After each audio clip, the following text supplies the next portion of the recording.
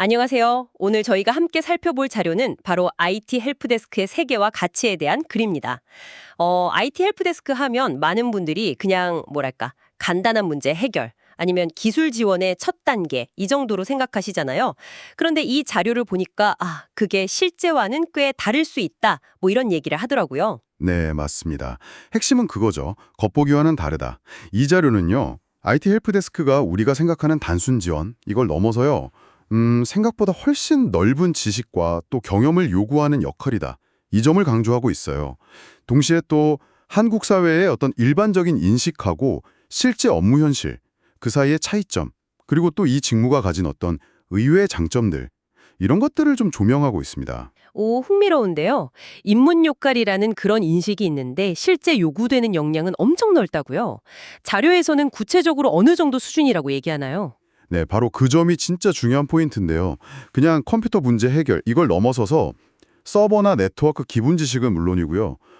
굉장히 다양한 소프트웨어들, 심지어는 클라우드 서비스까지 알아야 하는 경우가 많다고 해요. 클라우드요. 네, 예를 들면 뭐 마이크로소프트 365, M365 같은 거 있잖아요. 이런 업무용 클라우드 서비스나 아니면 가상 데스크톱 환경, VDI라고 하죠. 또 구독형 소프트웨어, 사스 같은 것들. 이런 거에 대한 이해가 필요할 수 있다는 거죠. 잠깐만요. M365에 VDI? 사스까지요? 와. 네네. 때로는 심지어 인프라팀이나 네트워크팀, 보안팀 업무 일부로 이렇게 지원하기도 하고요. 거의 시스템 관리나 컨설팅 영역에 가까워 보이는데요. 저도 사실 헬프데스크는 조금 더 기본적인 문제 해결 그 정도 생각했었거든요. 근데 이렇게 업무 범위가 넓은데 자료에서는 왜 아직도 인문으로 좀 인식되는 경향이 있다 이렇게 말할까요? 아, 그 부분에 대해서 뭐 직접적으로 분석했다기보다는요. 그 넓어진 업무 범위에 비해서 급여나 처우 개선이 잘 안 따라온다. 이 현실을 좀 지적해요. 아, 현실적인 문제군요. 네.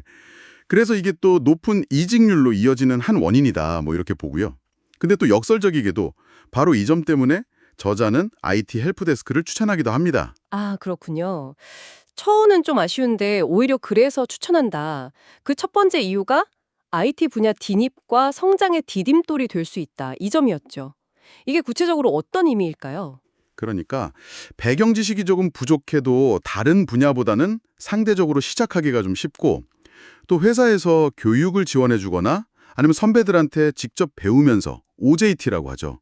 그렇게 실무를 배우면서 빠르게 성장할 기회가 있다는 거예요. 아, 배우면서 클 수 있다. 네. 그리고 더 중요한 건 뭐냐면 다양한 IT 기술을 직접 다뤄보잖아요. 그러면서 나한테는 이게 맞네, 저게 맞네.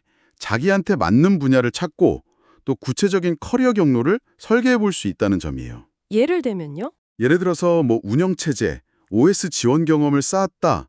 그러면 이걸 바탕으로 서버 전문가로 갈 수도 있고 네트워크 문제 해결 경험이 많으면 네트워크 엔지니어로 이렇게 성장할 수도 있는 거죠. 이 글 쓴 저자분 본인도 PC 유지보수로 시작하셨대요. 근데 거기서 자산 관리, 사용자 요구사항 분석, 또 MS 제품 기술 지원랑 교육, 가상화 기술, 되게 다양한 경험을 쌓으셨다고 하더라고요. 와, 경험 스펙트럼이 넓네요. 그렇죠. 그리고 이런 경험들을 뭐 원노트 같은 도구 있잖아요. 이걸로 꾸준히 기록하는 습관, 이것도 되게 중요하다고 강조하고요. 아, 기록의 중요성. 네. 다양한 경험 자체가 정말 성장의 자산이 된다 이런 거군요. 근데 자료에서 언급된 두 번째 추천 이유 있잖아요. 업무 만족감과 뿌듯함.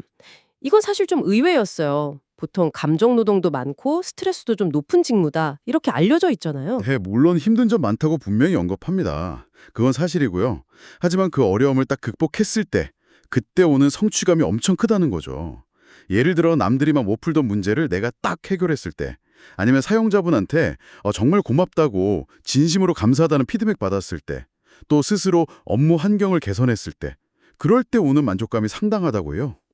구체적인 사례 같은 게 있었나요? 네, 저자가 직접 겪은 일화가 아주 인상적인데요.